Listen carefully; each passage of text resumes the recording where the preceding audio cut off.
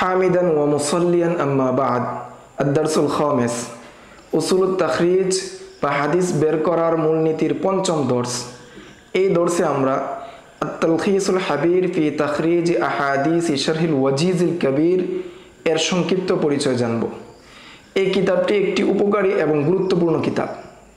এতে হাফেজ ইবনে হাজার আসকালানী রহমতুল্লাহ আলাই তার আল বাদরুল মুনির কিতাবটিকে সংক্ষেপ করেছেন। আল বাদরুল মুনির হলো ইমাম সিরাজউদ্দিন ইবনে মুলাক্কিন রহমতুল্লাহ আলাই এর আশ-শারহুল কাবির কিতাবে বর্ণিত হাদিসের তাখরিজ।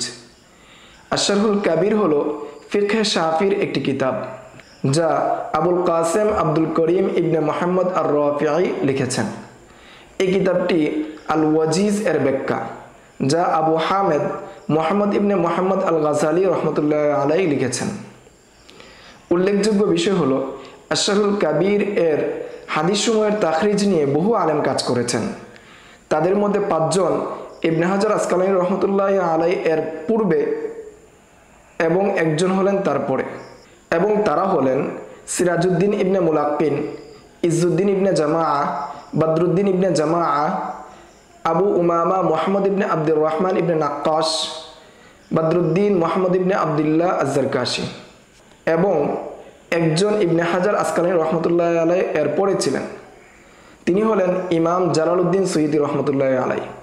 তিনি তার কিতাবের নাম দিয়েছেন নাশরুল আবির ফি তাখরিজ আহাদিস শারহিল কবির। এছাড়াও উল্লেখযোগ্য যে ইবনে মুলাক্কিন তার আল বাদরুল মুনির কিতাবটি 7 খণ্ডে রচনা করেছেন। পরে 4 খণ্ডে সংক্ষেপ করে এর নাম দেন খুলাসাতুল বাদরুল মুনির, এবং আরও সংক্ষিপ্ত করে 1 খণ্ডে নামকরণ করেন মুনতাকা খুলাসাতুল বাদরুল মুনির। ইবনে হাজার এই বিষয়ে ইঙ্গিত করেছেন, কিন্তু তিনি ইবনে মুলাক্কিনের প্রথম সংক্ষিপ্ত রূপ খুলাসাতুল বাদরুল মুনিরকে উল্লেখ করেননি। লেখক বলেন, এর কারণ আমার জানা নেই। ইবনে হাজার আসকালানী রহমতুল্লাহ আলাই তার উল্লেখিত কিতাবের ভূমিকায় উল্লেখ করেছেন যে আশ-শারহুল কাবির এর হাদিস তাখরিজে সর্বাধিক বিস্তৃত এবং পরিষ্কার কিতাব হলো ইবনে মুলাক্কিনের, কিন্তু তিনি বলেন এতে পুনরাবৃত্তির মাধ্যমে এটি দীর্ঘ হয়েছে। আর তার সংক্ষিপ্ত রূপ অর্থাৎ মুনতাকা খুলাসাতুল বাদরুল মুনির সম্পর্কে তিনি বলেন, এতে মূল কিতাবের অনেক উদ্দেশ্য অপূর্ণ থেকে গেছে। তাই তিনি মনে করেন যে মূল 1/3 আকারে সংক্ষিপ্ত করাই যথেষ্ট হবে, যাতে মূল উদ্দেশ্যগুলো রক্ষা পায়। তিনি এও উল্লেখ করেন যে পূর্বে উল্লেখিত তাখরিজের কিতাবগুলোর বাড়তি তত্ত্বের পাশাপাশি তিনি ইমাম জালালউদ্দিন জাইলাই রহমতুল্লাহ আলাই এর নাসবুর রয়া কিতাব থেকে ফায়দা গ্রহণ করেছেন। তিনি ইমাম জাইলাই রহমতুল্লাহ আলাই এর হানাফি কিতাব থেকে শাফিঈর ফিকহের কিতাবের জন্য হাদিসের তাখরিজ সহায়ক হওয়ার কারণ হিসেবে ব্যাখ্যা করেন যে জাইলাই রহমতুল্লাহ আলাই তার কিতাবে অন্যান্য মাযহাব অর্থাৎ বিরোধীদের দলিল উল্লেখ করেছেন। রাজাল্লাহু তাআলা আন ইয়াকুনা কিতাবুহু হাদা হাওয়ান লিজুল্লি মা ইস্তাদিল্লু বিহিল ফুকাহাউ ফি মুসান্নাফাতিহিম ফিল ফুরুআ। আমি বলি আলহামদুলিল্লাহ, এই তাদাব্বুর ও অনুসন্ধান সফলভাবে সম্পূর্ণ হয়েছে এবং এটি প্রকৃতপক্ষে ফকিহদের প্রয়োজনীয় তত্ত্ব অন্তর্ভুক্ত করে। ফলে এটি বিভিন্ন মাযহাবের ফকিহদের জন্য গুরুত্বপূর্ণ তাখরিজের গ্রন্থ হিসেবে পরিগণিত হয়। এই কিতাবের শ্রেণীবিন্যাসের পদ্ধতি হলো তার আদ-দিওয়া ফি তাখরিজ আহাদিসিল হিদায়া কিতাবের মতো। এতে হাদিসগুলো ফিকহের অধ্যায় অনুযায়ী সাজানো হয়েছে। আমরা একটি তাখরিজের নমুনা পেশ করছি। মুসান্নিফ রহমতুল্লাহ আলাইহি বলেন, আলী রাদিয়াল্লাহু তাআলা আনহু বর্ণনা করেন যে আন্নাল আব্বাস রাদিয়াল্লাহু তাআলা আনহু সাআলা রাসূলুল্লাহ সাল্লাল্লাহু আলাইহি ওয়াসাল্লাম ফি তা'জিলি সাদাকাতিহি ক্বাবলা আন তাহিল্লা ফারাখাসা লাহু। আব্বাস রাদিয়াল্লাহু তাআলা আনহু নবী করিম সাল্লাল্লাহু আলাইহি ওয়াসাল্লামকে তার সদকা আগে প্রদান করার অনুমতি চেয়েছিলেন এবং তিনি অনুমতি দিলেন। এই হাদিসটি বর্ণনা করেছেন, তাখরিজ করেছেন আহমদ রহমতুল্লাহ আলাই এবং আসহাবুস সুনান, হাকিম দারাকুতনি এবং বাইহাকি। তাদের সনদ হাজ্জাজ ইবনে দিনার আনিল হাকাম আন হুজ্জিয়াত ইবনে আদিয়্যিন আন আলিয়্যিন, এবং তিরমিজি রহমতুল্লাহ আলাই এটি বর্ণনা করেছেন ইসরাইল আনিল হাকাম আনিল হাজারিনিল আদাউয়্যি আন আলিয়্যিন। বাইহাকি রহমতুল্লাহ আলাই বলেন, ইমাম শাফি রহমতুল্লাহ আলাই বলেছেন যে রুইয়া আন নবী সাল্লাল্লাহু আলাইহি ওয়াসাল্লাম আন্নাহু তাসাল্লাফা সাদাকাতা মালিল আব্বাসি ক্বাবলা আন তাহিল্লা ওয়ালা আদ্রি আসাবিতুন আমলা। দারকুতনি রহমতুল্লাহ আলাইহি হাকাম এর উপর এই হাদিসটি নিয়ে মতভেদ উল্লেখ করেছেন।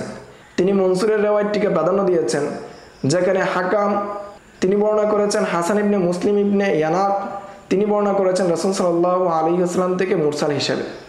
এভাবে ইমাম আবু দাউদ রহমতুল্লাহ আলাইহি রিওয়ায়াতটিকে প্রাধান্য দিয়েছেন। বাইহাকি রহমতুল্লাহ আলাইহি বলেন, হাদিসটি আনা দ্বারা বর্ণিত আবুল বুখতুরির হাদিস দ্বারা শক্তিশালী হয় এবং আবুল বুখতুরি আলী রাদিয়াল্লাহু তাআলা আনহু থেকে বর্ণনা করেছেন। নবী করিম সাল্লাল্লাহু আলাইহি ওয়াসাল্লাম বলেন, ইযা কুন্না তাজাজনা ফাস্তাসলাফনা আল আব্বাস সাদাকাতা আমাইনি, আমরা আব্বাসের সদকা 2 বছরের জন্য চেয়েছিলাম। এই হাদিসের রাবীগণ সেকা, তবে এতে আনকেতা আছে। আরও এসেছে নবী করিম সাল্লাল্লাহু আলাইহি ওয়াসাল্লাম ওমর রাদিয়াল্লাহু তাআলা আনহুকে বলেছিলেন, ইন্না কুন্না তাআজ্জালনা সাদাকাতা মালিল আব্বাস আম আউয়াল। এটি আবু দাউদ তয়ালিসি রহমতুল্লাহ আলাইহি আবু রাফি থেকে বর্ণনা করেছেন। এই ছিল আত-তালখিসুল হাবীর ফি তাখরিজ আহাদিস শারহিল ওয়াজিজ কিতাবের পরিচিতির উপর আলোচনা। এখন আমরা আলোচনা করব আল মুগনি আন হামলিল আসফার ফিল আসফার ফি তাখরিজ মা ফিল ইহয়া মিনাল আখবার, এই কিতাবটি নিয়ে। এই কিতাবটি রচনা করেছেন জাইনুদ্দিন আব্দুর রহমান ইবনে হুসাইন আল ইরাকি রহমতুল্লাহ আলাইহি। এতে ইহয়া ওয়া উলুমিদ্দিন কিতাবে বর্ণিত হাদিসগুলোকে তাখরিজ করেছেন। এই তাখরিজটি ইহয়া ওয়া উলুমিদ্দিন কিতাবের সাথে প্রকাশিত হয়েছে এবং এটি অত্যন্ত মূল্যবান এবং উপকারী। তিনি তাখরিজ করার পদ্ধতি সম্পর্কে বলেন, যদি হাদিসটি সহিহাইনে থাকে তবে শুধু সেদিকেই ইঙ্গিত করা হয়েছে, যদি সহিহাইনে না থাকে তাহলে আসহাবুল কুতুবুস সুনানে কথা উল্লেখ করা হয়েছে। শুধুমাত্র একটি হাদিসের কিতাবের তাখরিজ করেছেন, অন্য কিতাবে থাকলে উল্লেখ করেন নাই, তবে বিশেষ প্রয়োজনে উল্লেখ করেন। যেমন কোনো হাদিসের কিতাবের লেখক সহিহ হাদিস তাখরিজ করা আবশ্যক করে নিয়েছেন, এমন কিতাব থাকলে তিনি সেই কিতাবের দিকে ইঙ্গিত করেন বা তাখরিজ করেন। 2, ইহয়া ওয়া উলুমিদ্দিন কিতাবের হাদিসের লফজে দ্বারা যদি বর্ণিত হয় তখন তিনি ওই কিতাবের দিকে ইঙ্গিত করেন। যদি হাদিস কুতুবুস সিত্তাতে না থাকে তবে তিনি অন্যান্য প্রসিদ্ধ হাদিসের কিতাবের নাম উল্লেখ করেন। হাদিস যদি তাকরার হয় এবং একইভাবে হয় তাহলে তিনি প্রথমবার তাখরিজ উল্লেখ করেন, দ্বিতীয়বার তাখরিজ উল্লেখ করেন না।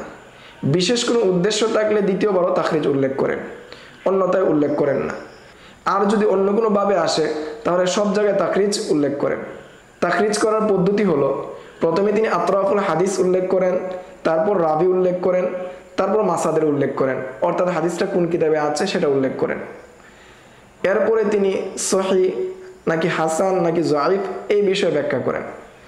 যদি হাদিসটি হাদিসের কিতাবে না পাওয়া যায়, কোনো ভিত্তি না থাকে, তাহলে তিনি বলেন লা আস্তালাহু, কখনো বলেন লা আরিফুহু। এটি তার সূক্ষ্ম বর্ণনা ভঙ্গি। এই মুদ্রিত তাখরিজটি বড় এবং বিস্তৃত তাখরিজের একটি সংক্ষিপ্ত রূপ। আমরা এর একটি উদাহরণ পেশ করছি। ইরাকি রহমতুল্লাহ আলাইহি বলেন, যখন আল্লাহ তাআলা আমাকে ইহয়া ওয়া উলুমিদ্দিন কিতাবের তাখরিজের সুযোগ দিলেন তখন 751 হিজরি। হাদিসগুলো যখন আমি খুঁজছিলাম তখন এমন অনেক হাদিস ছিল যেগুলো আমার অজানা ছিল। তখন সেই 751 হিজরি থেকে আমি 760 হিজরি পর্যন্ত পিছিয়ে দিলাম। এই সময়ের মধ্যে আমার অনেক বিষয় জানা হয়ে গেল। আমরা একটি তাখরিজের নমুনা পেশ করছি।